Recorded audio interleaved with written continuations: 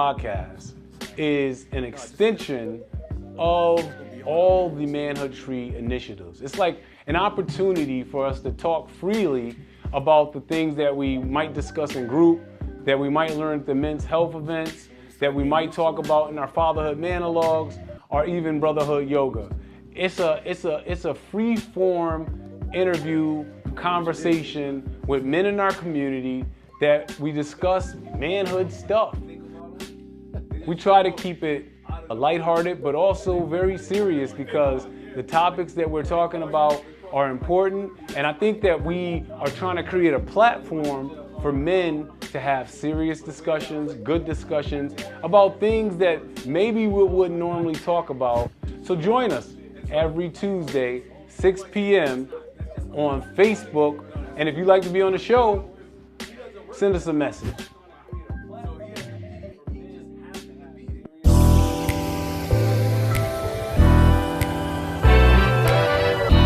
The Manhood Tree Podcast is an extension of all the Manhood Tree initiatives. It's like an opportunity for us to talk freely about the things that we might discuss in group, that we might learn at the men's health events, that we might talk about in our fatherhood monologues, or even brotherhood yoga. It's a free form interview conversation with men in our community that we discuss manhood stuff. We try to keep it lighthearted, but also very serious because the topics that we're talking about are important. And I think that we are trying to create a platform for men to have serious discussions, good discussions about things that maybe we wouldn't normally talk about. So join us every Tuesday, 6 p.m. on Facebook. And if you'd like to be on the show, send us a message.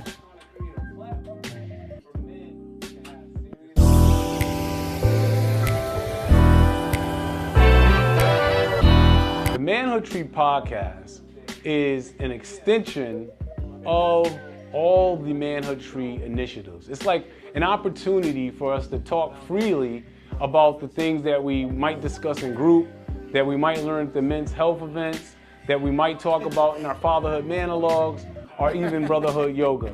It's a free form interview conversation with men in our community that we discuss manhood stuff.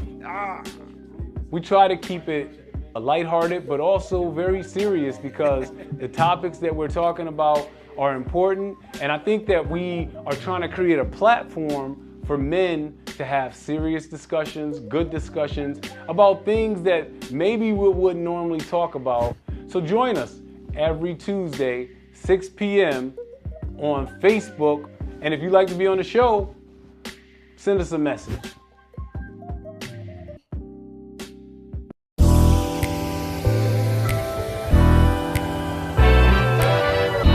The Manhood Tree Podcast is an extension of all the Manhood Tree initiatives. It's like an opportunity for us to talk freely about the things that we might discuss in group, that we might learn at the men's health events, that we might talk about in our fatherhood monologues, or even brotherhood yoga. It's a free form interview conversation with men in our community that we discuss manhood stuff. We try to keep it lighthearted, but also very serious because the topics that we're talking about are important. And I think that we are trying to create a platform for men to have serious discussions, good discussions about things that maybe we wouldn't normally talk about. So join us every Tuesday, 6 p.m. on Facebook. And if you'd like to be on the show, send us a message.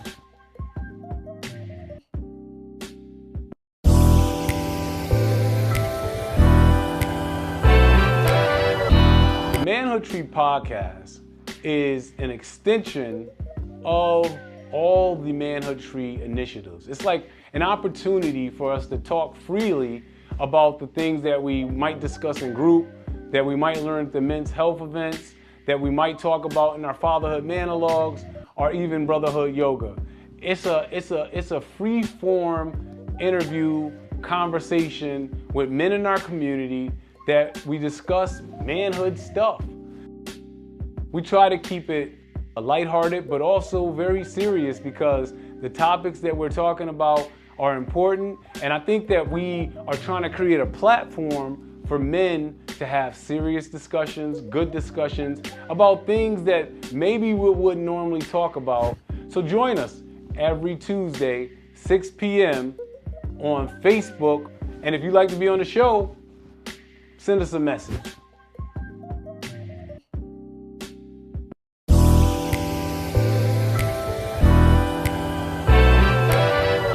The Manhood Tree podcast is an extension of all the Manhood Tree initiatives. It's like an opportunity for us to talk freely about the things that we might discuss in group, that we might learn at the men's health events, that we might talk about in our fatherhood monologues, or even brotherhood yoga. It's a free form interview conversation with men in our community that we discuss manhood stuff. We try to keep it lighthearted, but also very serious because the topics that we're talking about are important. And I think that we are trying to create a platform for men to have serious discussions, good discussions about things that maybe we wouldn't normally talk about. So join us every Tuesday, 6 p.m. on Facebook. And if you'd like to be on the show, send us a message. The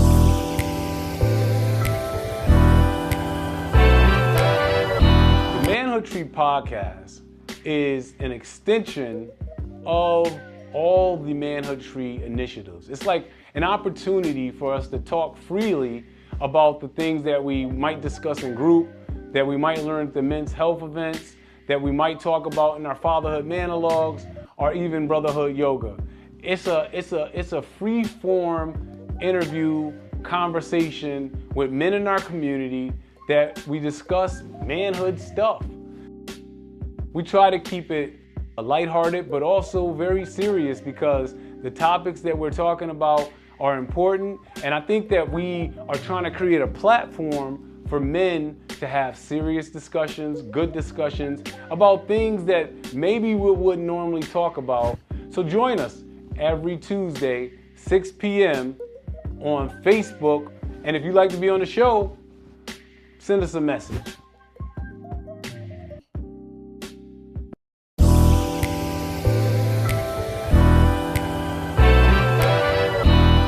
Tree podcast is an extension of all the Manhood Tree initiatives. It's like an opportunity for us to talk freely about the things that we might discuss in group, that we might learn at the men's health events, that we might talk about in our fatherhood monologues, or even brotherhood yoga.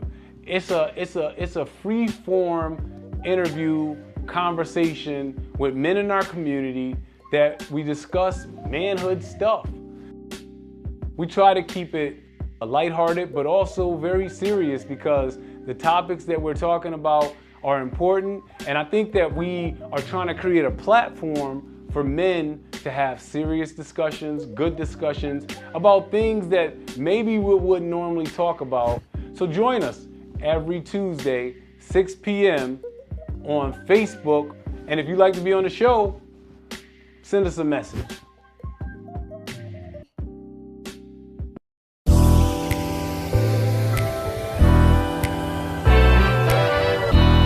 Tree podcast is an extension of all the Manhood Tree initiatives. It's like an opportunity for us to talk freely about the things that we might discuss in group, that we might learn at the men's health events, that we might talk about in our fatherhood monologues, or even brotherhood yoga.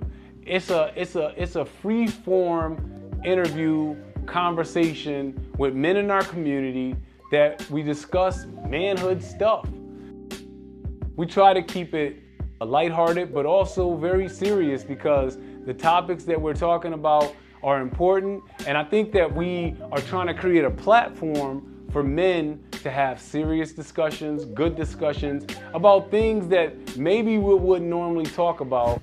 So join us every Tuesday, 6 p.m. on Facebook. And if you'd like to be on the show, send us a message.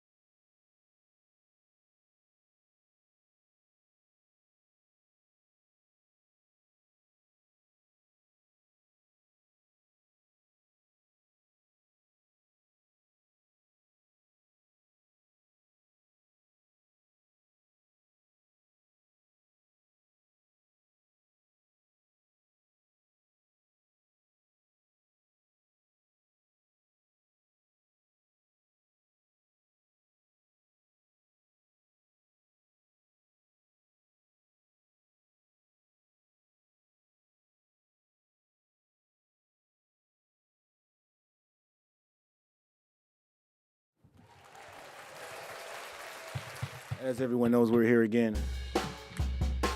All right. He's not going to believe until he sees it on the screen. So that's why we have the screen here, ladies and gentlemen. We wait. It's 11. So we just talk about. Ow! You know, that's okay. I have 5 A words. Hey, that white people always say. I could just. What are the 5 A words? Awesome. Yes. Amazing. Amazing. Absolutely. And you're an A. Oh yeah. That's only those 4. A's. Those 4. I can't remember the other one. I always forget it. But those are like the bridge words you could use. Oh, we're on. Hey, we're on. Hey. All right, ladies and gentlemen, welcome back to another episode of the Manhood Tree Podcast. My name is Abdul Rahman bin Muhammad. Sitting across from me today, as always, we have Alonzo Lee Beckett. Hey, all right. I don't know what happened to my applause, but let's give it up for Alonzo then. give it up. Real applause. Lee Beckett. Yeah. Alonzo Lee Beckett. I'm Brandon Lee McGee.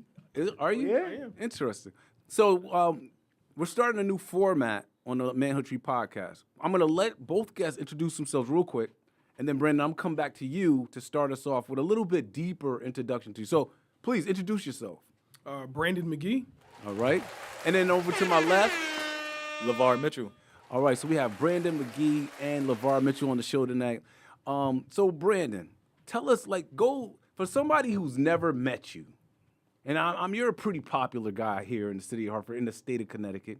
But if somebody that just met you today, what would you tell them if you had a quick 5 minutes to kind of share a little bit about your past, a little bit about your present? And I want you to close. The way we'll know you're done is when you answer the question, what does manhood mean to me in this current stage of my life? So talk a little bit about yourself and then tell us what manhood means to you in this current stage of your life. Again, thank you so much for allowing me to be in this space, this safe space with you brothers.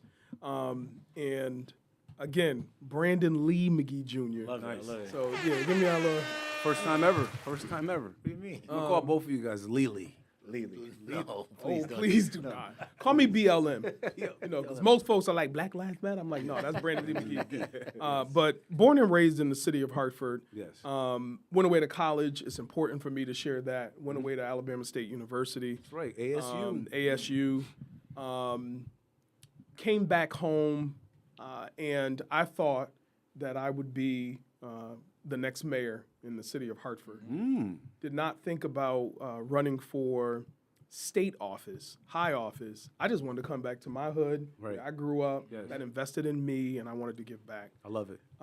Anyway, fast forward, I had the opportunity to run for state rep, and it was something that I think they call it imposter syndrome. I was just like, can I actually do that? Yes. Like, is that something I can do from Barber Street? Yes. Around the corner from where we are I right remember now. your first time. This is going to be a good story. Yes, continue. So I did it, and I'll leave out some details, but it's important that I share this.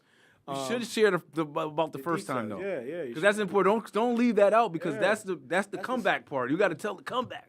All right. Well, I ran the first time. I lost. Yeah. And I lost by 1 vote. That's right. I remember that.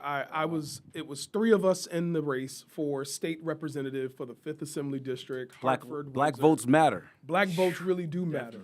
And anyway, I ran and I didn't give up, right? So I had people on the ground, and come to find out there was an extra vote, a ballot that had not been opened. Nice. After they did the recount. Uh-huh. And I says, yo, where are they going with that extra ballot? As a matter of fact, I think that's my vote. Now, we could not open that ballot at the time. I had to hire an attorney and all that other stuff. So we did that. Went to court. The judge said, and I remember it, she looked over her glasses, Judge Peck, and she said, y'all come here. She says, it ain't for neither of you, actually. It's for the third person in the race. So guess what? I am going to ask that you go back out and have a re-election. Nice. And that's what we did. And I won by a landslide. See? And so my slogan then was every vote counts, every vote matters. That's right. And that was my way to get folks, because I had family members calling me, I didn't actually go out and vote that day. Yeah.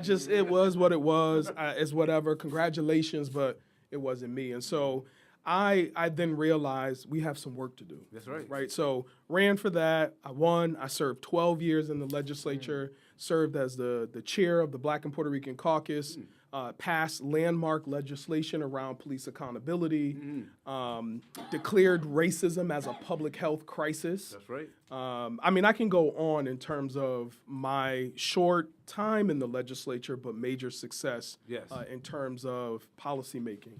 At a young age, I was the youngest in the legislature when I was sworn in. Tapped by the governor, he says, "Hey, I'd love for you to come run my second gubernatorial race." Right.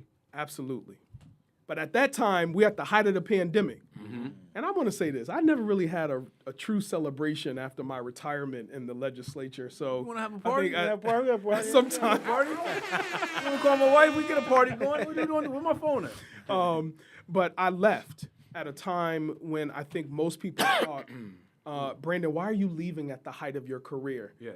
Might I add, I ran for mayor, Yes. city of Hartford. I don't want to leave that out because that's important. Yes. I Yes. ran for mayor, and I lost.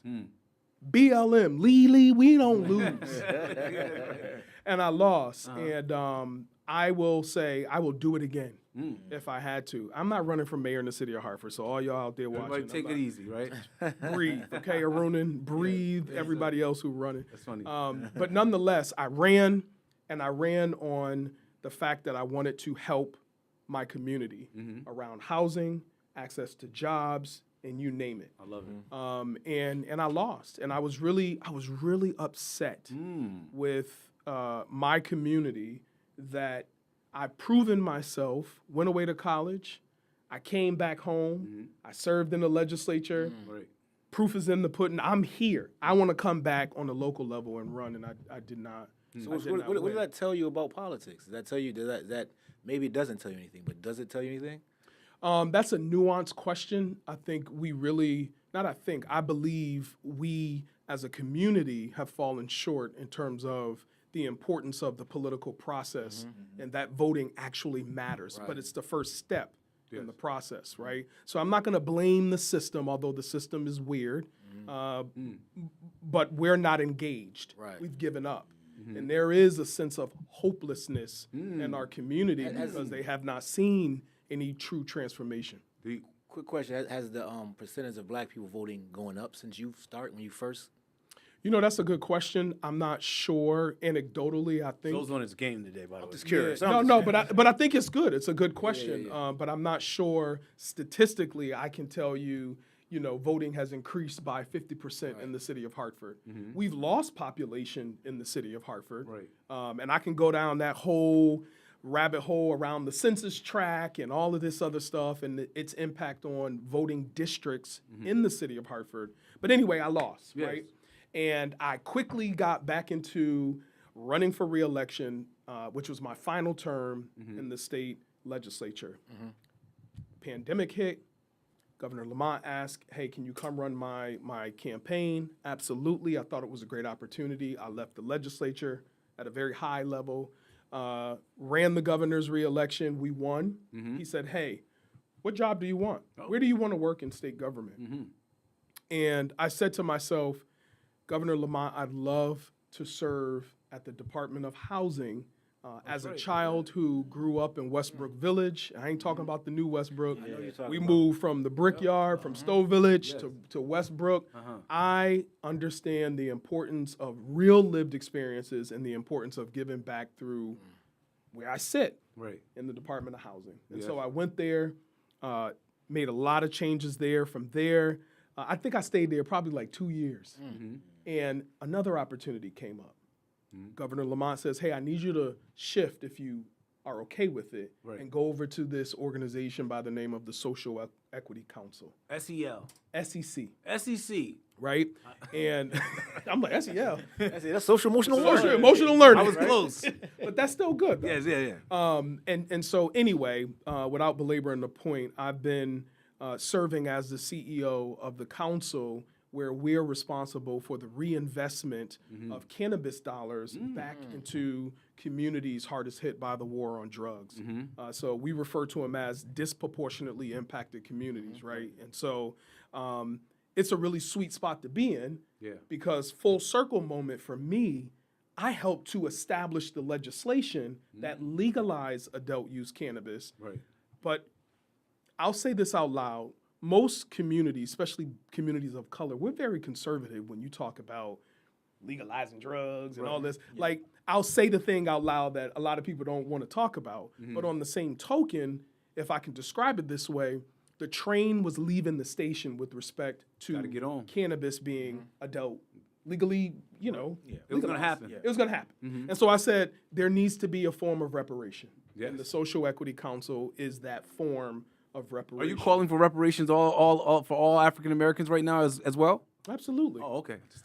I don't even know why that's a question. Call Trump. But but I do think, though, we need to think differently around reparation. Yeah. What does that look like? Is it a simple check?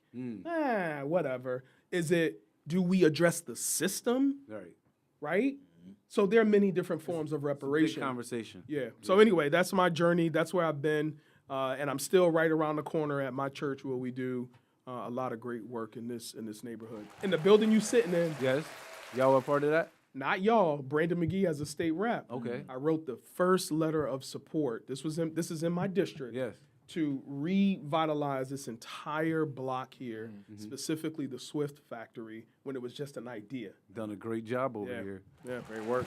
What does manhood mean to yes. you in this stage of your current life? In this stage of my life, a 40-plus-year-old young man with 2 kids, a beautiful wife, and a lot of responsibilities, being consistent Being consistent. and showing up when I don't feel like I am prepared, when I've given myself a grade of a D, right? Just being super hard on yourself, yeah. super hard, Yeah, right? And so being consistent and just showing up. That's what's up. I like that. LeVar, the floor is yours. Tell us a little bit about your journey, and then end it off with what does manhood mean to you in this current stage of your life? Well, first of all, it feels great to be here with you brothers. Yes, that's good to hear. Yeah, It's a blessing. It's a This blessing. your first time too? First time. Yeah. First time. What episode is this? 89. I've never been. Episode 89. Wow. At least we got Some into people have been here 3 or 4 times. No, that's not a. we got in the first 100. Like, who, There you go. yeah, we don't even know who to invite. Let's invite him again. We don't know. We have nobody else. It's like, oh, First 100, LeVar. We're First good. 100. we're working on it, guys. We'll take it. This Well, I'm appreciative. yes, we're happy. No, but I'm a proud member of my community. I'm born and raised Hartford, Connecticut. I actually grew up off of Garden and Capon. Nice. That's what's up. So I went to every single school you can think of. Yes, right? I yes. went to Simpson Waverly. I went to John C. Clark. Yeah. I went to Lewis Fox Middle when I was part of the Benjamin E. Mays Institute. Wow. Nice. With Mr. Ali, Mr. Gibson, Mr. Yes. Wortham, all of them. Shout out to them as well. Of course. And then I'm a proud member of, I'm a Weaver Beaver. Nice. You know, I went to Weaver High School, and then I graduated from Weaver, went on to Eastern Connecticut State University. oh, the ECSU, baby. ESU. ECSU. Yep.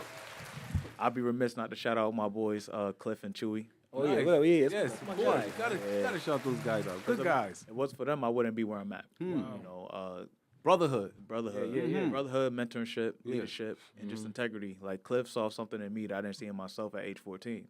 Wow. He came to Weaver one day. I had the Coolio braids, you know what I mean? Just walking down the hall, and he was like, "I see potential in you." And I'm looking at him. I'm like, "All right," but he said, "No, I see potential in you." And he just took me underneath his wing. Wow. And then I was part of the Upper Bound program, first generation student for my family to graduate from not just college, but to higher ed as well when it came to getting my master's in social work. So, Nice. Yes. Shout out to social work. proud social worker. Yeah. So I went to UConn to receive my master's in social work with a concentration in administration. Thereon, I went on to Boys and Girls Club Hartford to really give back. Yes. I was able to pour into hundreds of thousands of members through Boys and Girls Club throughout my time there as a sports director. Then I moved on to a program director, and then I transitioned into Bloomfield School Director, overseeing Boys and Girls Club, Bloomfield Public Schools, Nice. DCF initiatives, and early childhood development. Awesome. So I just thank God for blessing me throughout that time. Yeah. Throughout that time, it really put a battery in my back to really focus on education. So from there, I decided to proceed on to just focus on social work. Okay. So I was able to work at Achievement First in Hartford as a lead social worker, and then I transitioned over to CREC. Okay. And now I'm at Bloomfield Public Schools now as a school to career specialist. Nice. So in between my everyday day-to-day operations, I'm a psychotherapist at True Self Counseling in Manchester. So I have about 15 clients a week where I do one-on-one therapy, couples therapy, you name it. Yeah. Right. And lastly, I'm a proud high school coach. I'm able to be and blessed to be in the position to be back at my alma mater at Weaver High School. Nice. Where I'm the head basketball coach of the girls basketball team. Awesome. And I want to highlight that because at some point in my adulthood, I hit a wall. I hit a wall of like, where else can I grow? Where else can I make impact? And throughout my time, I was just trying to just figure it out. And I realized I can't figure it out on my own. That's right. So God, really blessed me and just me being obedient and praying. And he blessed me with the opportunity to pour back into the youth by being a coach of girls basketball. A lot of girls on my team are coming from single-family households, right? A lot of them don't have a father figure. Right, right. They don't even have an adult. That's right. You know what I mean? Yeah. Because the parents are working 9 to 5, 10 to 6, 1 to 9. So being able to pour back into them, and they poured into me, not only just on the court, off the court. Right. We was able to finish with a great record as a third-year head coach. We finished 21-4. That's pretty good. Won the first ever Greater Hartford Conference Championship. My freshman on our team, one of our freshmen, star player, Tayliana Remy, she actually was the first freshman this year only to be an All-State. Okay. Wow. So she made All-State as a freshman. Everybody So else she was played varsity. varsity. Yeah. That's Averaging about 24 a game. Oh, wow. Okay. Yeah, so Putting up buckets. putting up buckets. But most importantly, the most thing I'm proud of is like their grades, right? They're actually a true student athlete. That's why I put first. Like academics come first, the court comes second. Right. So it's just a blessing to just see them impacting on and off the court. So I just love how God's using me to just make an impact and just understanding like I still got work to do.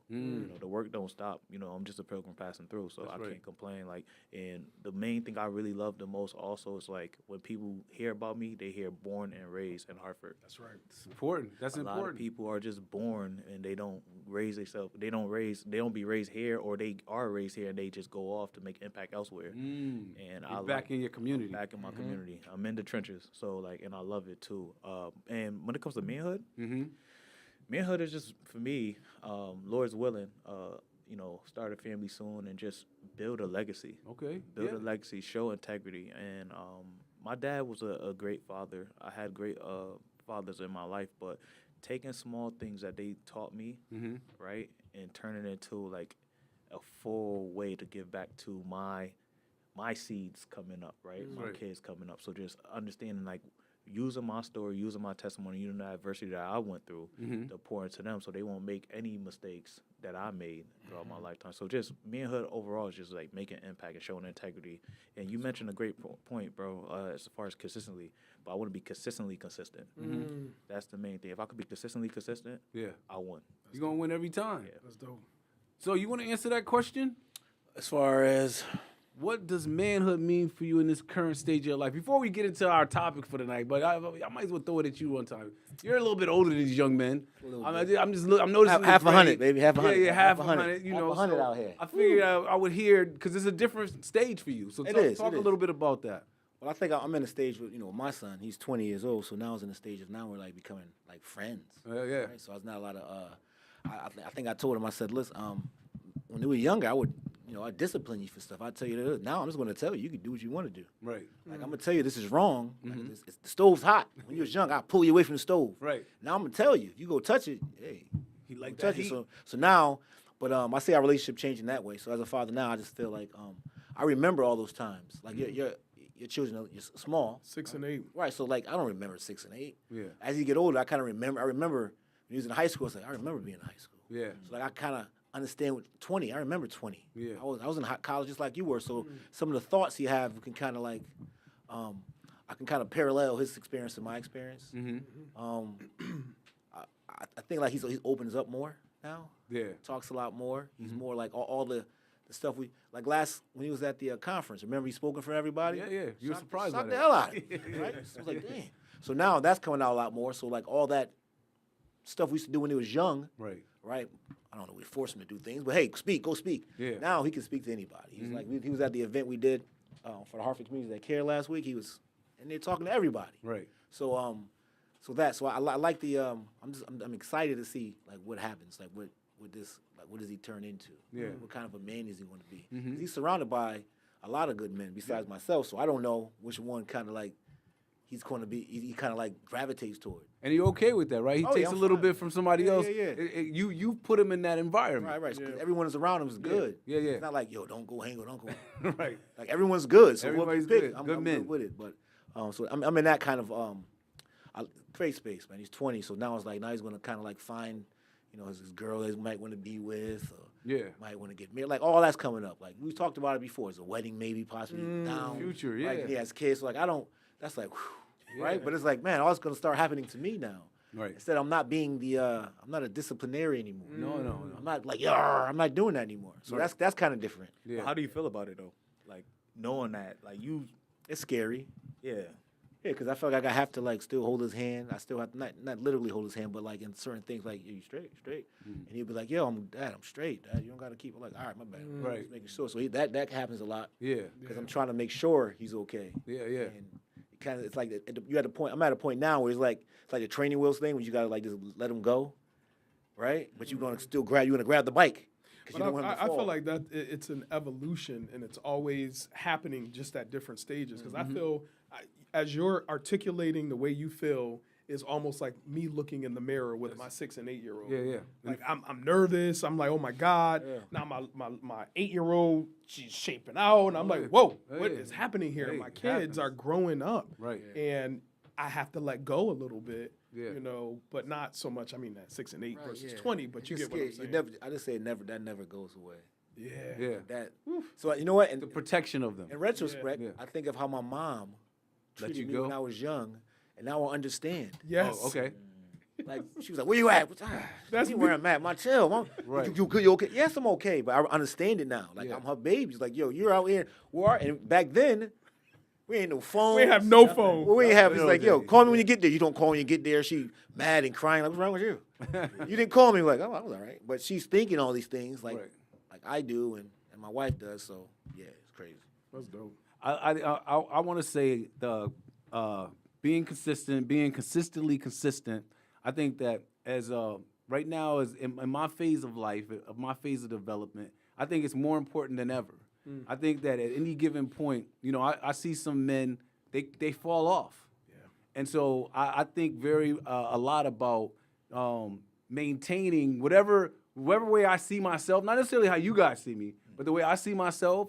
I want to be able to maintain that as I get older. So it's the difference between being the old guy that he used to be, he used to be, or that dude, he still got it. Look at Ab still got it, man. He's been through a lot of stuff. Not to say that there's going to be a perfection in there. Like of course, there's going to be some stumbles. There's going to be some, I have health issues all the time. But it's like, I don't know what's up with that dude, but he always figures it out. He always gets back on this track. So I think that's the kind of man I'm just trying to maintain and maybe even, I also have some aspirations. I still have aspirations. I still have things that I'm working on. I mean, this podcast, we're episode 89, consistent. We've been doing this for 2 years consistently. And so I think that it's very important that as we get older, as we, you always have your achievements in the past, but it's like, my whole thing is like, well, what do I have for the future? What am I gonna do? Because I feel like there's still. I used to have a staff. He was around my age at the time he worked for me, and he used to always say, "I might be a little older, but I got one more bullet in this gun. I got one more bullet." And I used to be like, "What is this dude talking about?" But he's saying, "I still got a shot. more chance, I yeah. still got a shot. I'm gonna still shoot this shot." And so I like I said, I understand that now, and I'm just recognizing. That you just got to keep pushing. So tonight we're going to be talking about what our community needs right now and what you're going to do about it. So obviously we're a bunch of men at the table where we can see problems in our community, maybe problems, but we're not going to just sit there and just let them happen. And so I want to start us out with the first question. I'm going to come to you, LeVar. What does our community need right now, and what are you going to do about it? That's an amazing question. I'm a great host.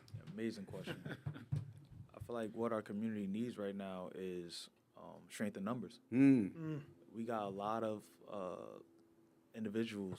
Yeah. I'd say individual with all capital letters. Individuals that are really trying to make impact, but it'd be a lot of individuals also that just do a lot of talking. We need strength in numbers. We need people to really trust in the vision that people have for the community. Because you could be at an event and you could promote something so powerful that everyone should be there, and they looking at you, yeah, I'm gonna be there. Or they'll talk to you afterwards, and they don't show up, and then you're the first one to complain about something that's going on. Right.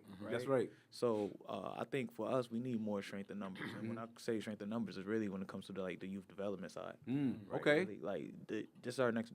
This generation is next up. Yeah. Right.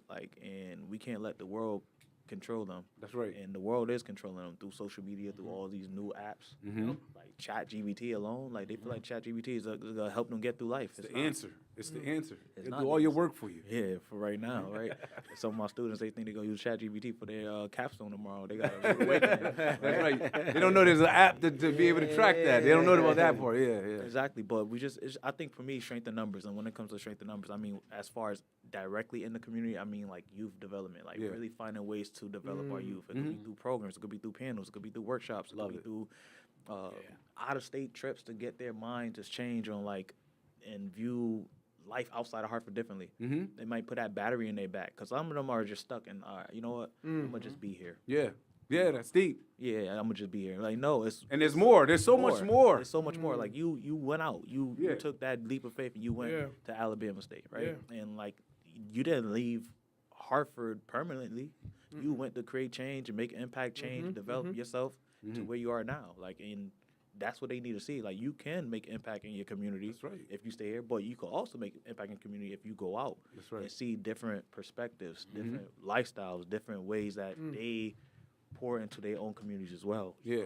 So I would just say just strengthen numbers, and if I am directly targeting like what in the community, I would say youth development, because at the end of the day, they're growing in numbers, and eventually they will outgrow us. And we need to continue to pour wisdom into them. And the only way we can pour wisdom into them is through consistent programs and just making sure that we don't leave them where they at. Yeah. I love it. So what about you? Wait, what are you doing about it?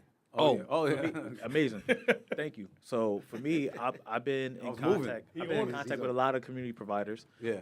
Trying to really just collaborate as much as I can, like put all the ideas at the table. Yes. And try to create more programs for our youth. Right. So like I'm in contact with even like one health and wellness company, Mother's Moss. Like Mother's Moss is doing Heard about amazing them. things. Shout out to Mike Johnson. Yep. Highly recommend to put him on the show. Okay. Mother's Moss as well. So I'm gonna let that be one of your guests. Don't they serve those over at 881? 881. 881. Shout out to my boy Gabe. That's right. Okay. Yeah. So like I'm in contact with a lot of these independent business owners, Yeah. a lot of black owned, but a lot that give back to the youth, right? And with me being in the education field, I'm in contact with a lot of educators. So I'm really trying to bring a lot of the programs and ideas that we have, because we could bring all these ideas to the table, but what are we doing about it? What are we gonna do about So it? me, and then also shout out to y'all frat, shout out to brother Jesse White, the third. We talk a lot about these ideas that we want to bring. So, and I'm just working as much as I can alongside him, alongside, for example, another brother, June Archer. And we really collaborate on a lot of youth development. So I think I've been helping out within like the 860 and 203 area a lot. Yeah. But I really want to identify a consistent program, consistent workshop for the youth that's really going to just tailor to our Hartford kids. I love it. I'm going to be doing that for sure. Yeah, they keep saying 18 square miles. They keep saying 18 and a half. 18 and a half. So what do you got? So little. Oh, what do I have? What does the community need right now, and what are you gonna do about it? Well, I think a lot of stuff he said. I think the training, Okay. the youth and And the adults. needs training on the things that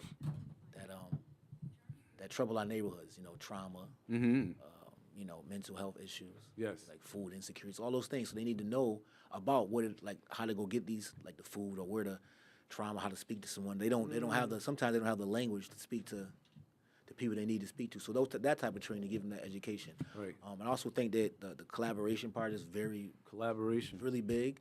Collaborating, and like you said, like there's a lot of individual agencies, and they all have like 500, 300, 200. But you do an event, only your 200 come. Right. But you all know each other. Like I never understood that. Like how come they don't just come together, just fill the room? Because the whole goal is supposed to be one goal. Right? Yes. I'm assuming it's the same goal, to stop the violence, the mental health. It's just the stuff that's troubling our communities.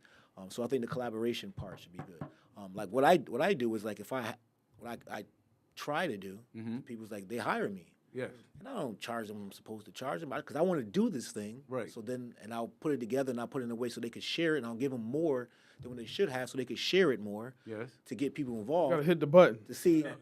I'm just saying. You do it. That's real. Just so people you can have more content to say like, man, you really missed it. Right. Right. So that's been there. Right. So that's how I kind of give back. And some of the organizations, they understand. I don't know if they understand what I'm doing, but they rock with me, and I do that for them. So like the community can see that it's not like as bad as you would think it is. There's a lot of people trying to do things. Yes. There's there's a lot going on. A lot of people. There's a lot going very on. smart Great people in things. the rooms, Yeah. but people don't. The community doesn't have a.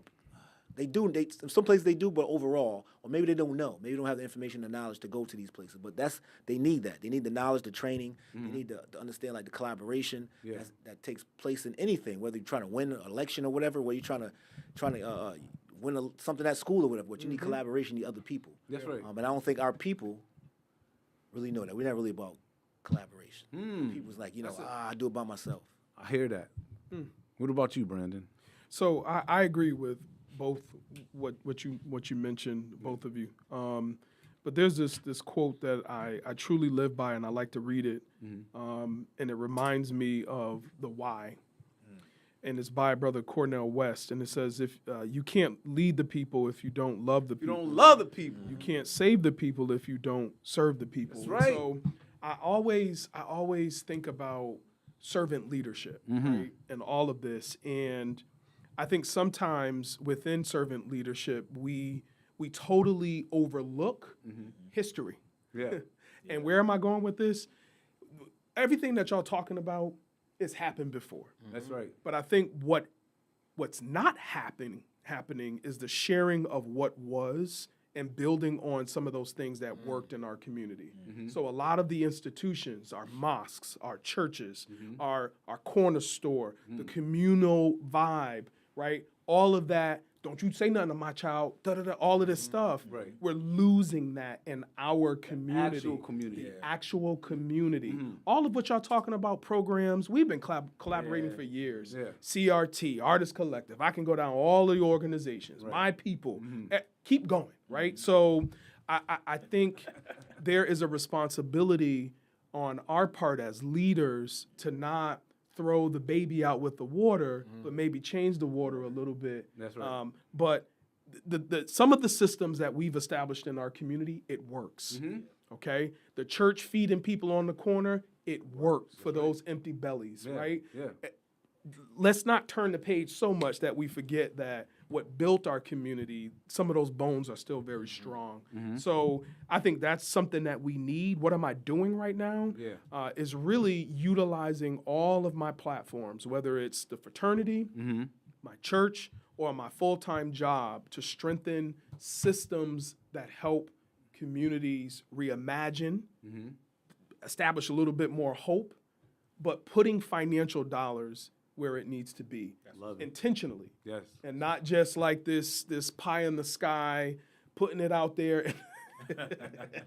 Money is real. We need it. But we also have to work. Everything costs money. It right? costs money. But if the people that you're giving money to can't appreciate the transformation, or they don't have the hope, or they don't love the people. Seriously. Yeah. And that's a real thing. So we can pour money into a community, but if it's going down this hole and wherever, we're going to be back at step one. That's true. You know what our community needs right now? And this is, come on. We need men. Yeah. I feel like my focus right now is men. I feel like our community, if we had more men just doing what they're supposed to do. Like the other day I was in a group at New Haven Correctional Center. In the group, one of the guys said, when are we going to stop trying to be real niggas? And we had a great conversation about this whole concept of start or stop being real. So it's like these are men who are in jail, who are Realists, on average they're like 35 years old, 35, 36 years old. And so their whole lives they've been trying to be real, and and ultimately that real stuff got them where they are right now. And so it's like he's saying to his friends, to the people in the room, when are we gonna stop seeking that and start just being real men, like being men that our community can look up to, being men that our children can depend on, being men that our women can know that we're gonna be there and help them. Yeah. And so we started having conversations. Wow. And so part of it though is that like in there they're having a realization, they're having an understanding that I'm 37 years old. Yeah.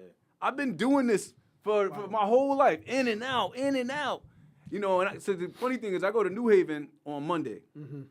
And on Fridays, I go to Cheshire, and I work with the lifers in Cheshire. Mm-hmm. And so, and then they're talking about, man, if I would happen to get a pardon, I'm gonna do things totally different. Wow. I can't wait to get out there to help these young people. But my whole thing is that if we get our men right, if the men like take their place in our community, the whole community gonna change, and it'll happen so fast you wouldn't even believe it. I mean, I'm talking about like a month. 1 month of men, they stopped drinking all the time. They stopped smoking. They stopped trying to have multiple women. They stopped not wanting to go to work. They stopped looking for scams and trying to get over. If the men just say, I'm just gonna be a man. I'm gonna help my children. I'm gonna take them to school. I'm gonna be with my wife. I'm gonna do my job. And they just do the basic man stuff. My whole community. I think also you made an amazing point. I think the issue now is that they seeking validation in the wrong areas. Yes, you could seek that validation, but that's just temporary. That's temporary. Yes. Yeah, you get a like, a share, a comment. So my father, Brandon Lee McGee Sr., was a great man. Yes, he really was. He was a frequent flyer though, you know, in and out of jail. Okay. Whatever. Yep. Married to my mother 30 years. My mother never spoke ill of my father. But had it not been for my mother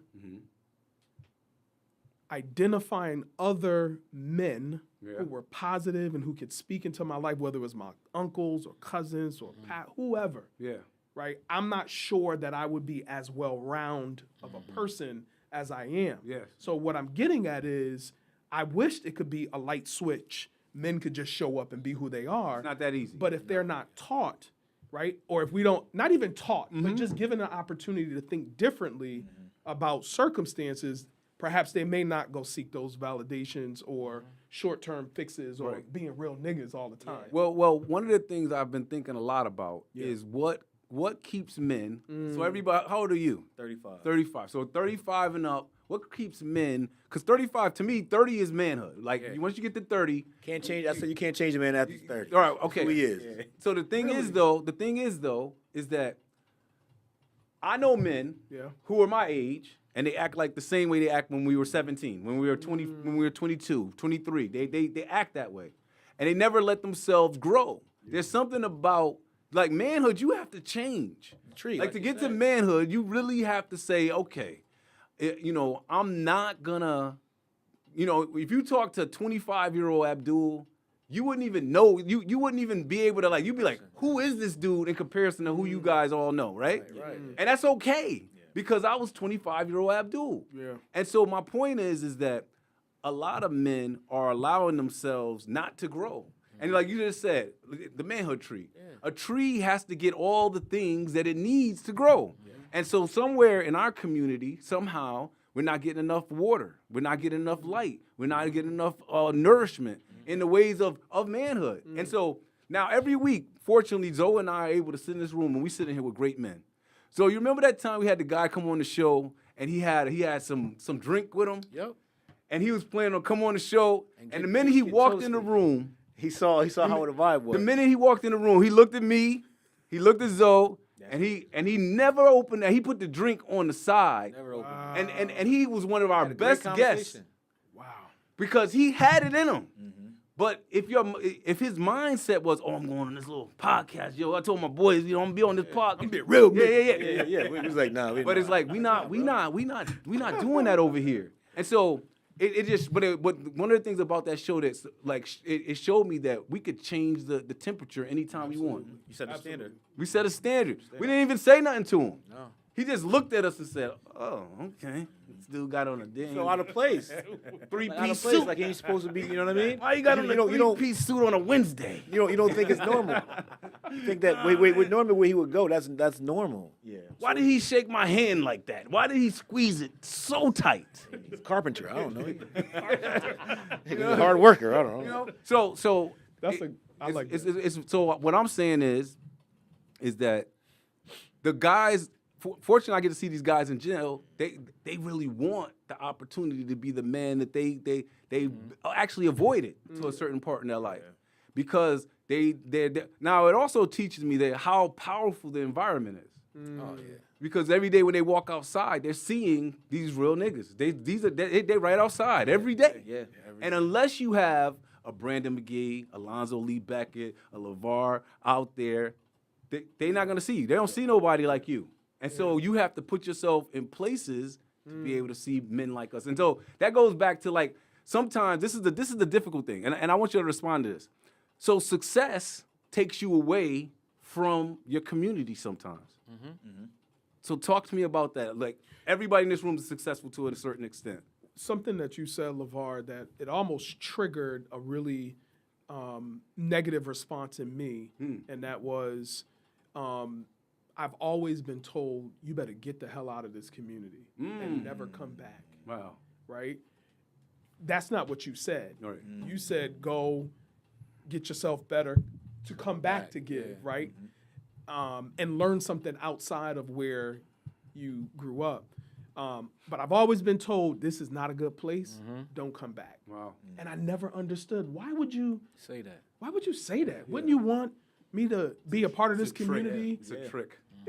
I couldn't understand it, Right. which, your fraternity brother, Stephen Wilson, and I worked at Hartford Job Corps. We had Diesel. You remember coming back? Yeah. Developing individual excellence while surpassing environmental limitations. I love it. Despite where you come from, you still can survive. You still can make it. And also, take it a step further, you are responsible for transforming your community. That's right. Right? Yeah. And so, No one else is gonna do I don't even remember what your question was. No, just go. Yeah, Riff.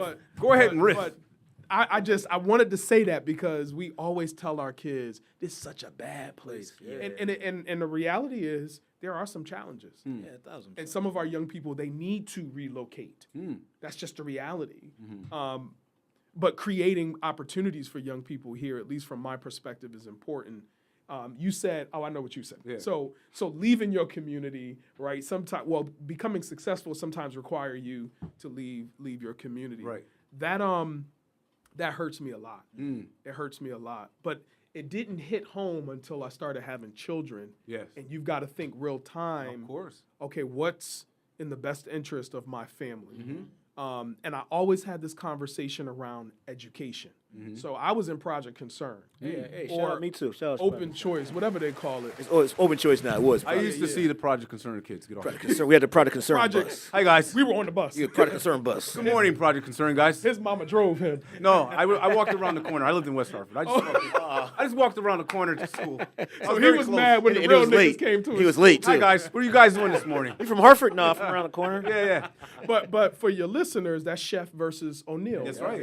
This is a big conversation right now. They integrated schools, right? Yes, And yes. so anyway, I had to figure out when I'm talking to my next door neighbor, Yes. right, about where my kids are going to school. They're like, well, you the representative. Why they not going to school here in Hartford? That's right. I had to talk about choice. I had to talk about this is what's best for my children. Now, that doesn't mean I pick up everything I have and own and leave a community that I said I'm so committed to.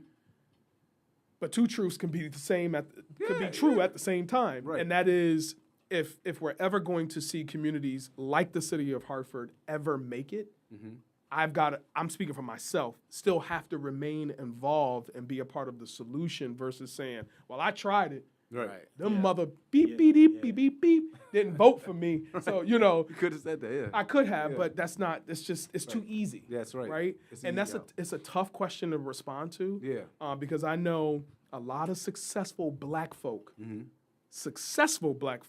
successful. who started humble beginnings in the city of Hartford are no longer there. Wow. And it's a nuanced response. You Yeah. can't beat them over the head because Right. No. But it's what do you do? What do you do? So one of the things I wanted to give you all the opportunity to do is, if you were going to give, where do you see, where do you feel men are showing up strong right now in our community? So if you were going to, in addition to answering that question, I'd like you to actually shout out some people that you actually are seeing in our community who are showing up for the community right now. I'm gonna jump right in. And I want this because you said youth development also. Yeah. If there's a young person, a kid, that's doing some stuff, I like to hear their name too. Because I think it's important that we raise up the young people as well as the men in our community. So please tell us people that are doing well. Go ahead, start us off. You mentioned my frat brother, Steven Wilson. Mm-hmm. Steve Wilson is a trailblazer. He makes impact any organization, any program, any place he goes in. Mhm. He called me I think he called me the Godfather the last time I saw him. I was sound like him. I'm gonna keep that. Yeah, no, Steve Wilson is doing amazing things as far as just like making impact and Yeah. like really and truly like pouring into the youth. Like, I mean, like he leaves nobody behind. Like, literally, like, and I always crack jokes with him. I'm like, how many God kids you got? You know what I mean? Like, not like that whole Adams family. Right? Yeah. But that just shows how much he is as a person, right? Like Yeah. he understands the importance of grabbing that hand and like bringing them on the ride with him. You know what I mean? So, I say Steve doing amazing things. I think even just the brothers I be around. You know, Eddie Brown. Eddie Brown. Yeah, Love Eddie Brown. Eddie Take care. Brown the third. Like, I mean, that's my best friend. He's been my best friend since like we was like 13, 14 years old. Nice. Wow. And we, from Hartford to Eastern. to even, church, proud church member. Shout out to Seed Time and Harvest Ministries in Windsor under Pastor Paulette Bowman. But Eddie Brown and Steve Wilson, that's when you ask that question, that's the first thing that comes to my mind. Nice. Those two, and it goes back to what I also said before, consistent. Like, they are always pouring into the youth. Doesn't matter. Male, female, doesn't matter what age group, they are making sure that they are getting opportunities as much as possible through programs, through workshops, through trips, just changing their whole perspective on life. I love it. And we need more brothers like that. We need more men like that. And I think the reason, and I kind of go back to one of your other questions, the reason why they struggle with that, because they're afraid to change. Yeah. They're afraid to change. They're afraid of how they're going to be judged off their present rather than their past. That's right. They want Eternity. We're not a monolith. Yeah. And I'm sure that's the same with Kappas as well. Yeah. But just being in a space where brothers are kind of owning their lane and doing what they're doing. Nice. Yes. But I jotted down three brothers. Duffy Starks Nice. of Hartford's Proud, Shane Davis, Shane. who is from Connecticut, Bloomfield. Was on, what is that gospel competition? Sunday's Best right here, representing Yes. the state of Connecticut, but also just in his own regard, an educator and educating young people. And Coach Delroy. These brothers have really, anytime I see them, they motivate me in ways that are it's just different. Right. Like, wow. How can you do that? Because I'm scratching my head like, man, I wish I could do that too. I wish I could sing and educate and be with all these little young kids doing drums and helping people with their health and wellness wherever they are. Yes. So, those are the brothers who really encourage me. That's what's up. What you got, Zoe? Brothers. Warren. Yeah, Warren's Gotta get Warren. turn the lights out. Get on his text lights out. chain. You heard the speech about the lights being out now. No. You gotta be in the room with him. Be in the room, man. Turn the lights out. It affects everybody. Turn the lights out. That's how violence is. It affects everybody. That's right. That's right. I like that. I don't know how the speech go, but it's something like that. It's powerful. Shout out I like what Demetrius does. Oh yeah. The community, the books, have the Yep. community reading, getting Yep. knowledge. Who else? Water just moved in. Waterstone. Water. He was on the show last Jeremiah week. Smith. Yes. He has He was on the show? lots of his second time. No, at the UA Academy. Yeah. Notes. He has the UA Academy. Urban Gaming right here in the Yes. Swift Factory. That's right. If you in the gaming, Vaughn, my boy Vaughn does Okay. he does the football with the youth. Yeah. Been doing that for a while. We was part of the track house back in the day. Yes. We was Trap House? track. Track. See? Oh. Yeah. I went Track down house. to Alabama State. Yeah, you was Alabama State back then. Yeah. Yeah. My boy, we got Gotta add that in. we got Trap house. Booker. Booker. You gotta shout out He Booker. spoke at Yes, the yes. step cap. I wasn't able to go, but he spoke. there. Yeah, saw I him heard speaking. about it. Yeah. I heard My it man was Chewy. Yeah. Kevin Chewy. Booker. Yeah, Cliff. Like these are all my guys. Like, Cliff. they all do things for the community. Like they're the same. Like they're always gonna look out for some youth to see if they need some help, internship type stuff. I gotta add in they Beavers too, by the way. Proud Beavers. Shout out. Weaver Beavers, they bleed green. Yeah, they bleed green. Yes. Joaquin. He's Yeah, on the chat today. boy Joaquin, yes. Oh yeah, Yo, the other day, even though he was wrong about the Spurs gonna win. Man, Oh, I didn't even see all of this. the other day, Brandon. the other day, it's the internet. Brandon's right there the whole time. I've been looking. Oh, here. okay. The other day, I was walking into a building with Joaquin, and I gave him a little pat on the back, and it was like hitting his table.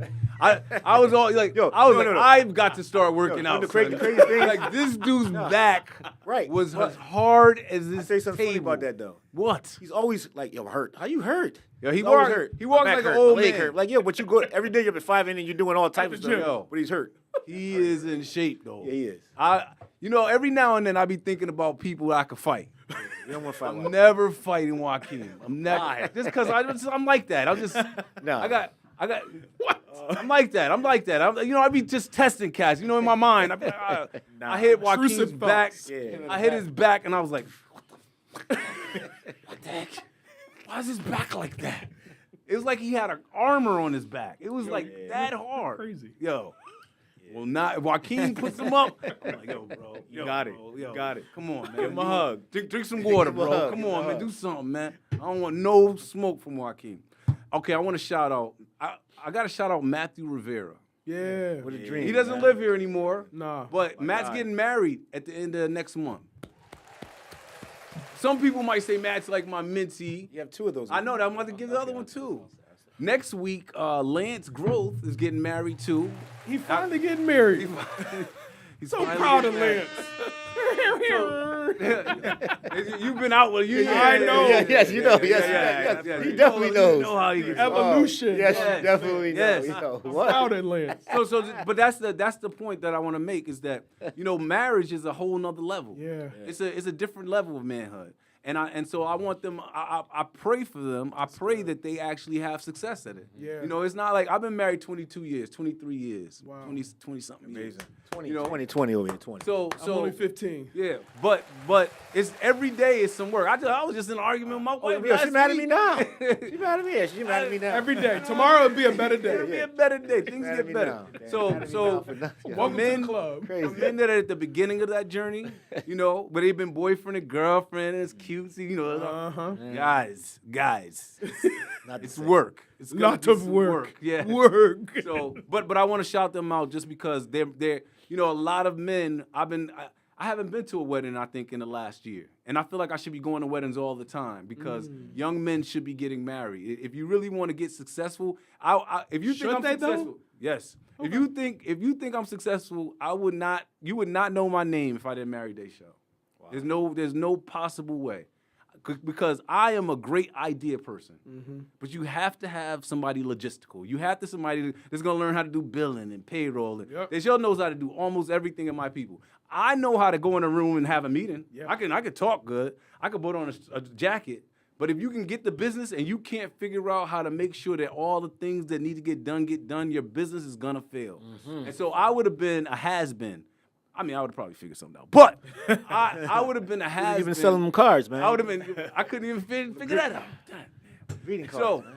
So my point is, but there's a lot. I hang out with Duncan and Ken Summers all the time. One of the things I like to see though, also in our community, is the up and coming brothers. I also, but before I say the up and coming, I want to shout out King Green too. King Green has been around quite some time. So some of our older brothers, Black, we black, forget. were they part of the The Greater Hartford Alliance of Black Social Workers, yes. Longtime social worker. And so, but I want to shout out the young brothers coming up. LeVar, you're like a young brother coming up, 35. And because this is the thing. I was talking to Ken, and I was talking to him about getting out the way. I was like, sometimes, brothers your age, you don't want to get out the way. Y'all stay around too long. How the young brother going to get a space if the older brothers don't move? So he said, listen, I still got energy. I got one more bullet.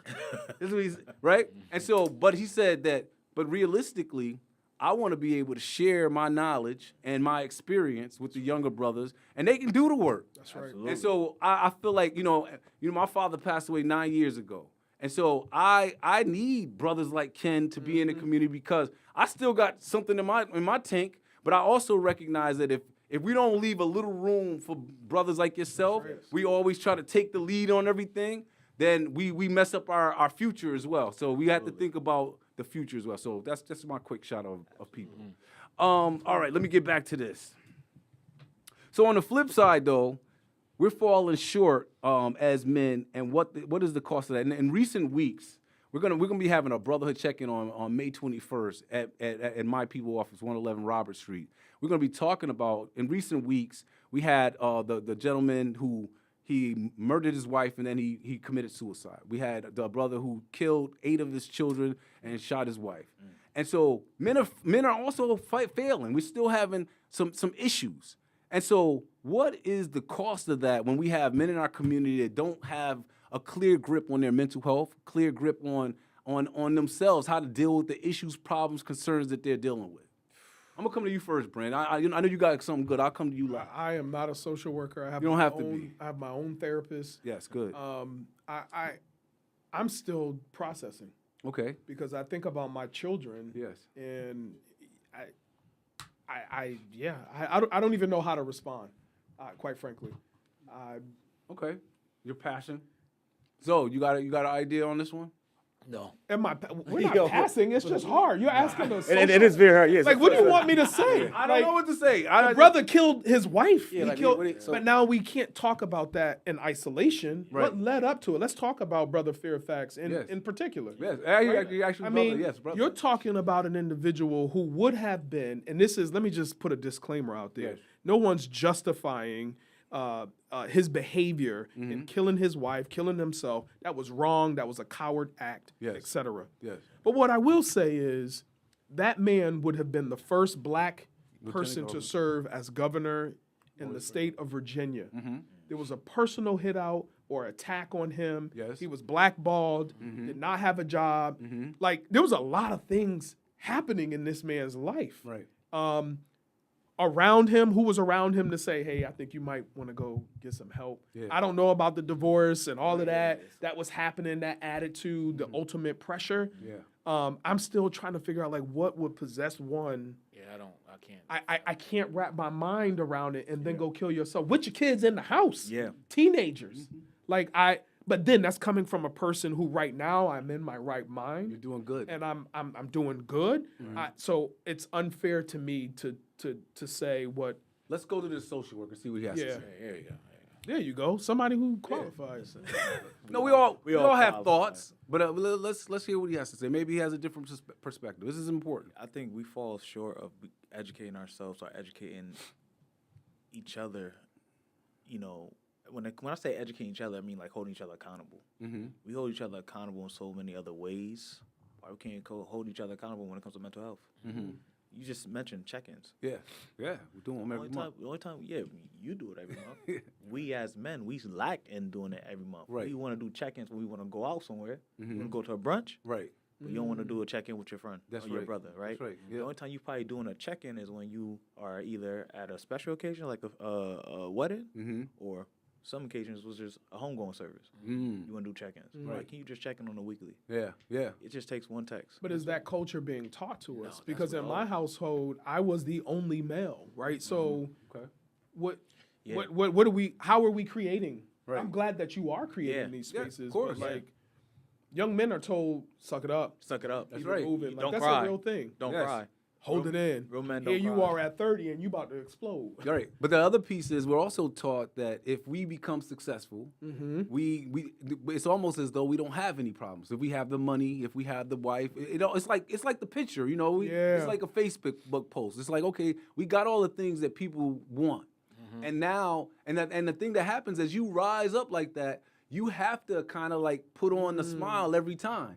Brandon, this is like you said, you're in your right mind right now, but very easily you, me, we could all be in the same situation. Yes. And it's because part of it is like as we ascend, you get further away from who do you talk to when you have a problem? Yeah. So you know for a fact, for at least 6 to 8 months, I've been on the podcast trying to talk about my issues. And so if I do something wild, you know about it, but nobody wants to hear about it. Every time I try to talk about my issues, cats on the podcast be like, all right, Abdul, come on back. Be positive, right? And so That is being positive, though. no, but they don't want to hear. They didn't give me no answers, no solutions. When I'm literally, It's uncomfortable. It's uncomfortable for other people. Right. For someone to say, people, hey, how you doing? People always say that. I'm doing great. You expect people to say, I'm doing great. They be like, Yes. well. Yeah. Then you're like, oh. I wasn't expecting You asked that. me. Right. Then they don't know how to. They don't know how to take that. You tell them exactly what's wrong with them. What's wrong with them? So like we don't have any no communication skills as far as that. Like, hey man, I'm not feeling this, man. I don't know why, but this is not something I want to do. Or what? They just want to go ahead and do it because someone else doesn't have a problem with it. That's right. So they don't want to discuss why they have a problem because maybe they shouldn't have a problem with it. Right. But we just lack communication skills and we lack being vulnerable. Yeah. Like, we need to learn to be vulnerable. Like, be your true, authentic self. Like, don't be it behind closed doors because behind closed doors can only get you so far. Right. You could be in isolation only so far. And when you're in isolation, that's when all of those negative thoughts is going to be replaying in your head. And not just those thoughts. The thoughts going to turn to actions. The actions right. turn to plans. If option 1 won't work, option 2, option 3, option 4. And it goes back to what you were saying, brother. Like, we need to identify and create programs, opportunities that you are going to be able to consistently check on your mental Safe health. space. Safe space, be vulnerable, be able to pour into brothers, be able to receive feedback from brothers, and to be able to find brothers that's going to hold you accountable. Because at the end of the day, your body could get you so far. Your mental is so key. Your mental could easily shift everything that you do on a daily basis. You could have that mindset. It doesn't matter what your occupation is. Yeah. You could be up here, but mentally, if you're down here, you're not going nowhere. But I think you mentioned it earlier, you mistaken the acronyms of my organization, but social emotional learning is real, right? Yes. And I am just now embracing over the last 3 years yoga and mindfulness and all of that. I used to laugh at it, Right. you know, but I mean, try it. No. And it's dope, right? Especially if you understand the science behind it,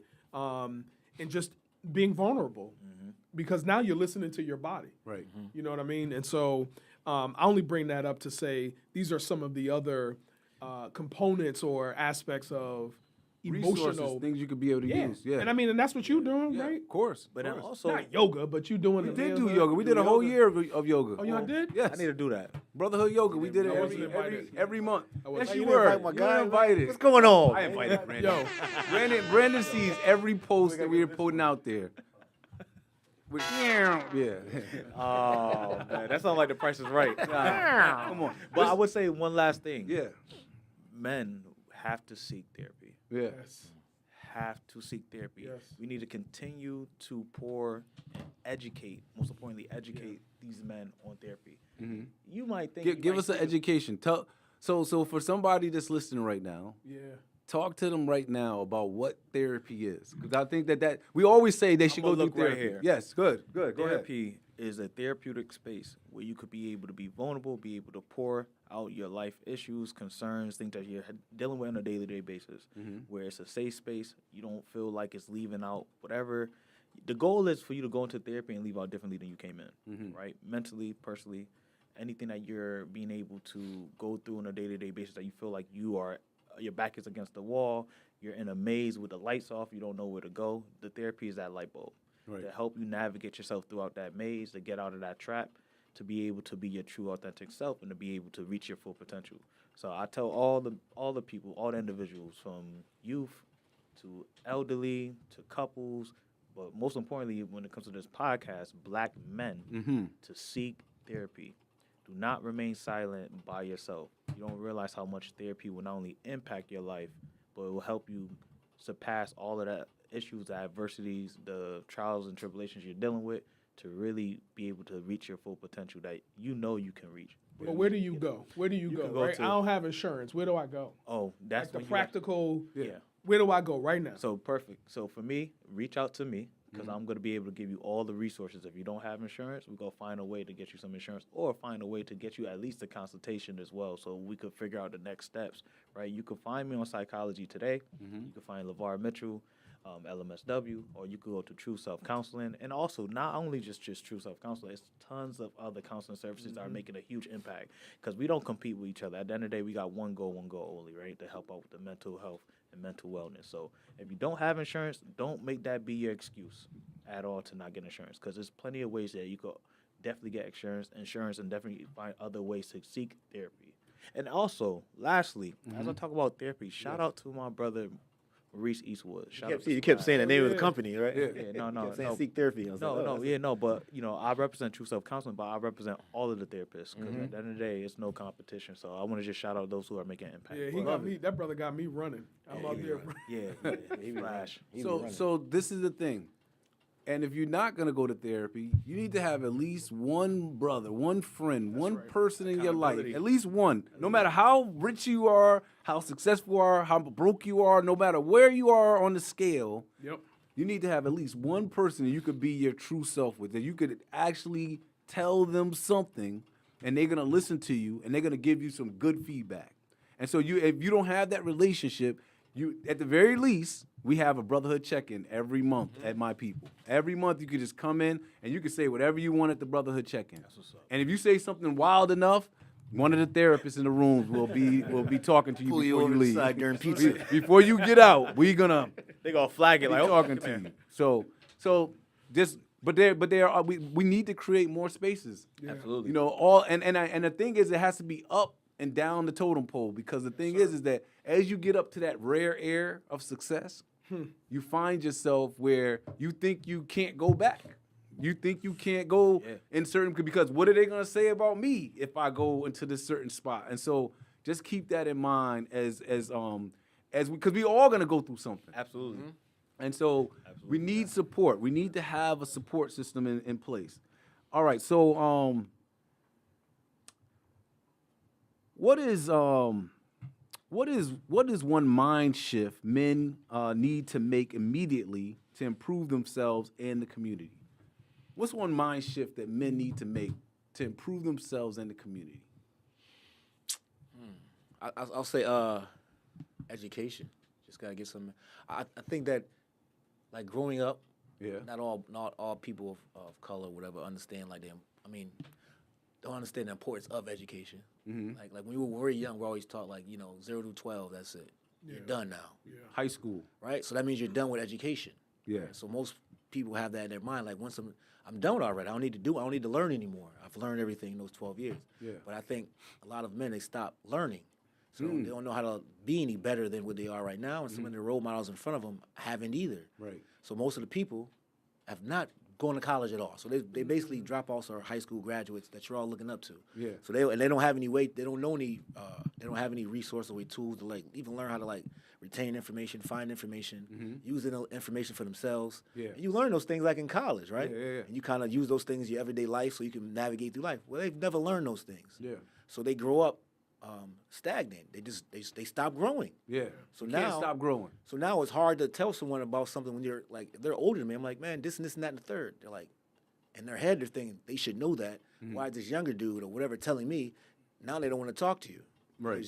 They feel like they should know, but it's embarrassing. Yeah. That they don't know this, and they should know this. So I think it's embarrassment for the older, or the guys that are older than me. Yeah. That didn't take education serious because they thought it was another way to get whatever they're trying to get. So they stopped learning.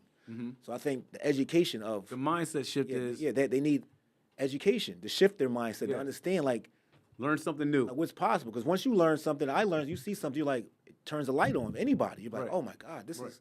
So I think a lot of kids never had the light bulb moment because they just stopped at high school. So never saw something in life where, even some kids go to the HBCU, they go down there and they're like, oh, I'm going here. Yeah. Light bulb, now they changed their whole life because they don't have any of those. Yeah. Their light bulb moments are around the corner going, just the little community things that we do, which is not really inspiring at all. Right. So I think for the mindset to change, we have to somehow let them know that knowledge is learning things is forever. It don't necessarily got to be books. Right. It could be anything. You got to learn something. You got to learn something. Yeah.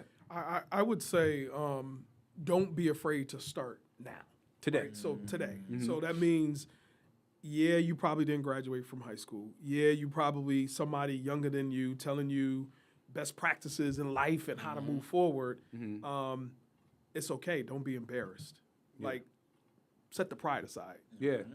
So I think most men I'm not going to share my vulnerability. I'm not going to share where I'm falling short and all of that. You know, I didn't go to college, or I didn't do this, or I don't know my kids. The last time I saw them, they were like, you got to start somewhere, right? And just start. And I think so often we get in our little shell because we're embarrassed of what people might say. We kind of we do our thing, and we go about life being angry and upset about what we could have done. Your guys in prison. Man, if only I had one more chance. Let's do it like right now. It's crazy that you mentioned that, because you guys took 2 points I was going to share, right? One thing that I do with my work in Bloomfield Public Schools, I try my best to make sure students leave out industry recognized credentialed. Right? So a lot of students don't want to go that college route. Right. In all reality, that's a new way. That's the new way. That's like the new trend, right? But is it new? I mean, I went to a technical high school. Yeah, but people don't want to do it. Some people don't want to do it, right? And I'm just saying, a lot of kids didn't want to go to college. Right. That's they want to take their. I want to go to work. What's that no, debate? But now the debate. WB versus Carter G. Carter G. But now we got the issue where a lot of public schools, a lot of students don't want to go to college at all. Right. You would have thought like they go to technical school, like but like what are you doing to set yourself up? What are you gonna do? You gonna be an internet person? They all think the internet's it, man. So what I do is like we need to educate our men on. You know, you could find other ways outside of college, right? Yeah. I will always push college. But I always will push you to get a trade, get recognized, get licensed in a different area that you know you can be successful in. If I was young, I don't think I would go to college. You gotta be valuable. That's all. It's gotta be have some type of. I shoot my shot. Value to something. And then, you would? Yeah. I think right now. I look back sometimes and I reflect like. Yeah. I mean, if I was like young right now, if I was my son. I watch him right now. My son's doing crazy stuff, right? He's Mr. Sophomore. He's doing his thing. College is great. Like but it's like going twice. But if I said to my son, the money I saved money for you to go to college. But instead of you going to college, you're gonna take this money and you want to start a business. Let's go for it. I think being young, you could go to college anytime. But if between 19 and 25 he tried to do a business, and I had $200,000 that I was going to use to pay for him to go to college, why not? I would love if somebody had $200,000 you can for go me. to college anytime, but that comes from a person who did what you had to do to ensure that your I went to college. Well, but your son, my kids, I saved for them, right? Yeah. But if we all say, like, if we saved, and it's like, think about it. The money you save for college, you can't just use it for anything. You have to use it for college. That's true. Right? They put it in a certain account. Yeah. And so, but my point is, if I would have saved that money, and he had his money for college, and he was like, Dad, I don't want to go. I want to try to do the internet. Okay, yo, it's one thing to start the internet with $0. It's another thing to start with 40 G's a year to just give it a shot. He just had an old person moment. What did you say? Do the internet? Do the internet. Do the internet. Do the internet. Influencer, baby. Who do it? It's funny. What's your son do? He do the internet. He what? Do the internet. Yo, he's on the internet doing it. No, but I love it. Brandon, you made a good point also, right? Like just starting now, right? That's right. And I feel like I get tired of hearing the excuse. I don't want to do it because it's going to take this amount of time. The time is going to go by anyways. That's right. By the time you look a year now, 2 years from now, even 6 months, you be like, I just wasted time and I could have got it done. That's right. So like, we need to educate and just The push best them to thing. start now. Someone I can't remember who said it. So what? The superintendent said it. That was sitting where you were sitting. He said someone talked about about getting his degree. Oh yeah. He's like, man, I'm gonna be 40. He said, you can be 40 anyway. Yeah. I mean, that's a fact. That's the thing. Like you said, well, you're gonna be that age anyway. You might as well have something. Might as well do something. Yeah, Do you it. can be it anyway. Cause, what bothers me the most, and it just sucks, right? I see people from like 10, like I grew up with, and then 10 years ago till now, they did the same thing. Yes. They be like, man, I wish I could do it. Yes, The light bulb didn't come on though. Never they, came on. They never had that. The thing is that, think about it. How often do you have a new idea, something that you want to try, something you want to experience? All the time. All the time. You know, Yeah, all the and time. so you have that inspirational spirit. But some people they just nothing. cruising The through light bulb, life. the light bulb moment for most people in the inner city is when they seen somebody take this and get 3 of them or 4 of them. Now they got this money. Yeah. That's the light bulb. Like, I can do that. That's their light bulb moments. Things like that. Never, because you can't play basketball. You can't do the other things. I'm not smart like them. Yeah. But I could just take this and do that to that. Oh, Yeah. that's the light bulb moment. It's nothing. It's never anything else. I don't know. The light my bulb. light bulb went off. I don't. It went off when you were like, College, I'm gonna run it was for in school. state rep. Had something happening. Like he said, like you explained yours went off probably. You said you was talking to your roommate. Yeah. You saw him studying every night. What the heck is this You're guy like, doing? What is he? Why is he doing that? Why is he Now you're like, falling I'm about to asleep do in a book? Because you saw a bunch of black people around you. You ain't want to gonna be the do only it. black dude not learning. Right. That's a good point. Right. So now you're like, man, I ain't gonna I'm be. really thinking like, when did my light bulb go off? Was I carrying Rosa Parks' body? Because I was Okay. a part. Yeah, of it. see that? I don't know. Like, That's what I'm saying. But it's also it's like to get to that moment. Yeah. You had to be doing something already. They didn't just pick anybody on campus. They weren't just Yeah, like that's anybody want it. We I got was the Rosa. president. Yeah, Rosa. You want to go? I was the president of Yeah, the youth you were the college division. when I was in Yeah. college. I was gonna tell you earlier when you were talking about all this election stuff. When I was in college, the last time I ran for office, Student I was in council, college. Yes, I ran for vice president of my the class. SGA. Yes, and Student Government Association. and I before that. Did you win? No, I lost. I lost by exactly 7 votes. And in college, That would've and in hit me. college, I had 8 friends. Hey, can you imagine? Did they vote? No, none of my friends voted. Not one of them voted. Not a one of them voted. The button. Yeah. Now listen, Horrible. yo, but You're the one. no. But see, the thing is though, popularity is fake. It's fake. See, in college, I was popular for being a jerk. Like, you know, like, yo, Ab's about to be jerking today. Yo, but, you know what I'm saying? Right? I'm just, so my point is that, yo, I'm just telling you, man. It went from the internet to church. Yeah. Yo, said, "I'm gonna be listen, jerking." my point I'm trying to make to y'all is this. This is like when you learn, though. Yeah. That was a light bulb moment for me. It was. It made me really start saying, like, wait a second. I spent 4 years at this college thinking I was cool, And your 8 friends didn't even. and I wasn't cool. There's cool, and then there's the people that are making moves on the campus. There are people that are doing things, you know? And so it made me realize that, okay, if I go through my whole life, quote unquote, being cool, I'm gonna miss out on a lot of stuff. And my boys, all day we were sitting in front of the cat. When people were voting, we were sitting in front chilling. You know what I'm saying? I had on my first blazer. You know, Horrible though. but it's like, it made me realize, I said, you know, check this out. When I was in 8th grade, I ran for president of my class. And I won. And at the time, I wasn't cool. But I was like the kind of guy that everybody kind of liked. You know, I was like a nice guy. Yeah. But at the end of my 8th grade year, somebody said to me, there was a guy who he was the 8th grade president, and then he was president every year in high school. They told me this story about him. He's like, you have the potential to do that. I didn't even run for my 9th grade class. Because by the end of that year, I was actually cool again. I was like, yo, I ain't doing it, baby. I'm out here with my boys. Oh, man. Isn't that crazy? Yeah, that's It's wild. crazy. That's wild. I was chilling. Like, I was like, yo, Wild. I'm the man right now. I'm not president.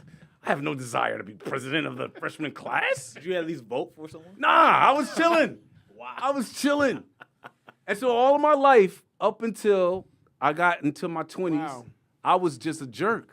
And so jerky. but the light bulb came on because I said to myself, like, yo, wait a second. She was popular. It made me like really do an analysis. Like, she was popular in a way that people believed that she could do something. Wow. They believed that she would do, like, the reason I wanted to be vice president was because the vice president was in charge of the money for the activities we did on campus. Yeah. And at my school, the year before, Tupac had come to our school, and Grand Puba Maxwell had come to our school. At Tougaloo? At Tougaloo. That's crazy. Don't sleep on Tougaloo. I'm not. It's a good Respect. school. Don't sleep on Tougaloo. So I was like, yo, I'm gonna bring somebody else like Tupac to the school. And I didn't never get to that money because I didn't win. And so it just taught me a great lesson that never be a jerk so much where the people don't believe in you. You got to be somebody that when people say your name, they be like, oh, Abdul? Oh, okay. Instead of somebody with, oh, Abdul? That dude. Yeah. They were like, Abdul? That dude. A bunch of jerks voted for me, but my boys didn't vote, and I lost the election. And so, anyways, 8 votes. 8 votes. Dave Brown, it was you. Yeah, what I said. It was you. I knew I knew you was about to start calling people out. David Kilpatrick Brown, Mikhail Hart, Rob Jackson. Like, It's not even his last name. I just made that name up. Anyways, All right, so we're gonna end the show on what we're gonna start doing. We do it from time to time, but we're gonna officially do it every time from now on. We're gonna end the show with "Speak Life into a Brother." So, oftentimes, brothers are going through life, and we very seldom say positive, good words directly to somebody. Yep. And so, what we like you to do, both guests, we like you to take a moment and actually speak life. I want Brandon to speak life into LeVar. LeVar, I like you to speak life into Brandon. Yeah. Just give him some words that will help him kind of launch his way out of here today and hold him for the rest of maybe a week, maybe a month. I don't know how good you guys are with these words, but give him something. And so, Brandon, you've been highlighted, so I think you're first. All right, cool. Speak life into LeVar. Oh, it's both. LeVar Mitchell. Oh, yes, both. There you okay. go. That's what I'm talking about. Yeah. I will say, having been able to watch you from afar, I appreciate your consistency. I'm just going to finish where we started, right, in terms of being consistent as a man. From being in the school system, being at the gym, and walking around like you the grandfather of the gym, encouraging everybody, but just being focused and steady. And even when you may have fallen, so you thought, like, you still showed up. That's like right. All of you. And for someone who I'm not in your circle, your friendship circle, your friend circle, but being able to watch you and you're consistent every time I see you, that means a lot to me. And so if I could leave you with anything, if you can just continue to believe in yourself, not to suggest that you don't, but believe in yourself even deeper, I promise you, there's so much more on the other side. I love it. Wow. Yeah.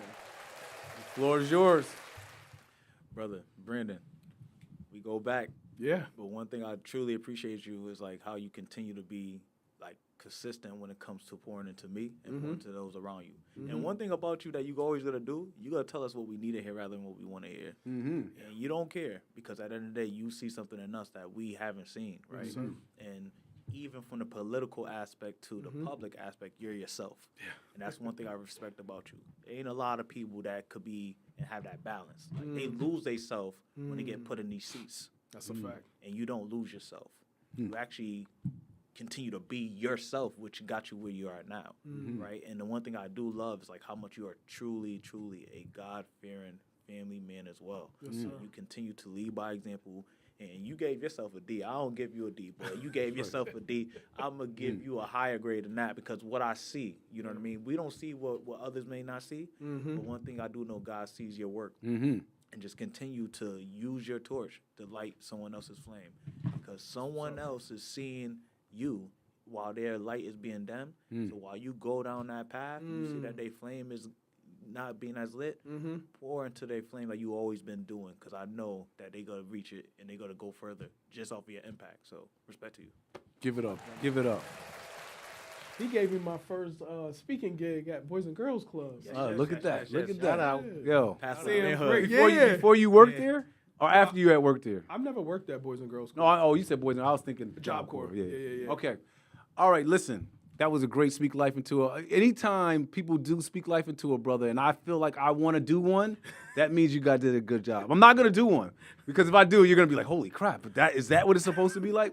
I'm not gonna do that tonight. I'm gonna let you guys have it. It was great. I appreciate you, brothers. Appreciate you. This has been a wonderful show. Thank you. I want to give you an opportunity before we go. Anything you got going on that you want to share with the community? The next week, so they can get it before next Tuesday. Anything in the next week? Or anything in general. You got some bigger mine stuff. is not next week. Yeah, but one of the things that we will be offering within the Connecticut Social Equity Council is a notice of funding opportunity for organizations to apply around funding opportunities within the space of reentry services, economic and workforce development, and youth initiatives. So over the next 3 years, we're investing $36 million in communities like Hartford and East Hartford. You apply once, you get 3-year worth of funding. So that information will be made available on our website. Please go, just Google Connecticut Social Equity Council, and all of the information will be there. That notice will be available at the end of this second quarter. I'm writing that down. He write that down. I'm gonna go there too. I'm see what. Yo, As you figure something out. as you should. Try to get in there, see what's going on. LeVar, you got anything coming up? Yes. Well, shout out to Sean Allen. Yes. Also, Oh, yeah. Jim, So, yeah. Jim, you said that. We're all going. We're We're all going. I'm going to show up, yeah. Gem Conference. Yes. Looking forward Yeah. to it. It's a blessing to be able to work with him for the second consecutive year in the Gems Conference. And he's doing amazing things. So I'm looking forward to just the impact we're making across the board in the state of Connecticut when it comes to the young men. Yeah. Also, just just the work I'm doing with my church, Seed Time and Harvest Ministries. We always pouring into the youth with our youth ministry. So definitely, if you are interested in coming, 61 Cook Hill Road in Windsor, Connecticut. Nice. And then last but not least, I just want to go back to the whole therapy aspect. Mm-hmm. If it's anybody that been on this call or this podcast, I apologize. That's right. Yes. Cool. And is struggling with therapy, need that help, don't know where to go, want to keep it private, reach out to me. That's right. Psychology Today. You can reach me, LeVar Mitchell. You can find me on Facebook. You can find me on Instagram. And once you do directly message me, we could get you one step closer to where you need to get to mentally. Nice. I heard the Gym Conference is going to have 800 young men. 800 beings. I was talking to That's Sean the other amazing. day. It's crazy. Yeah. Zoe, you got some docs coming up. What's up? June 20th at the Lyceum, 237 Lawrence Street. June 20th. You Can't Rock the Pub. The football, it's called 11 on the Field, the whole city in their back, 1994 football championship. That'll be out June 20th. In August, I have a date for that, but in August, it will be the 25 Years Loud, story of Hot 937. Yes. Oh, that's dope. Then in October, we have the Duke of Bellevue, Johnny Duke. Duke story. of Bellevue. Hey, we're looking for sponsors for all of those documentaries. All the emails are coming. We I need need sponsorship for all that. My You know document. what I'm saying? We Hey, need sponsorship. we'll do the McGee documentary. It's a small fee. We'll do it. Yeah, We'll do of it. course. We'll love to do that. I got you. It's the Hartford Legends. 5 zeros and a 1. Hartford Legends there. We have the men's health strength circuit on May 9th, 52 Main Street in Manchester. Join us for the men's health strength circuit. That's 10 exercises, 3 rounds. It's a great workout. It's not about competition. It's about brotherhood. So join us. Come out to the men's health strength circuit. Work out harder. Work out harder fitness. Shout out to Joaquin. What's the time? Oh, it's at 1 p.m. 1 p.m. sharp. We'll be starting at Come 1 on through. p.m. sharp. Come on through. We have our brotherhood check-in on May 21st, 6 p.m., 111 Robert Street in East Hartford. Come out. Last month, we had some good food. This month, maybe we'll have pizza or chips. I don't know, but come out for the conversation. We're going to try to – I think that this podcast actually helped me reframe some of the thoughts that I have about the conversation. We're going to talk about men dealing with some of those issues that cause you to go too far. Mm-hmm. And so it's going to be we're going to do our check-in, but we're going to also talk about, some of the things. So how can we find this show?